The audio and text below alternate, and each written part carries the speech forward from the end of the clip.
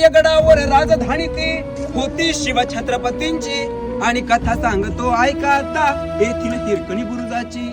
वसले होते गाव तळाशी वाळुसरे या नावाचे आणि राहत होते कुटुंब छोटे गरीब धनगर गवळ्याचे. राहत होते कुटुंब छोटे गरीब धनगर गवळ्याचे आणि शोभत होते हिरा नाव त्या तडपदार घरवालीचे. एके दिवशी दूध घालिता हिरा क्षणभर विसावली ध्यानी नाही आले तिच्या बंद झाले गडाचे दरवाजे. हात जोडून करी विनवणी गडकरी खाली जाऊ द्या मला पण गडकरी म्हणती नाही आज्ञा शिवरायांची आम्हाला. बाळाचे हे 8वे रूप झाली माऊली वेडी पिसी आणि कडा उतरून धावत जाऊनी बाळाला ती घेई कुशी.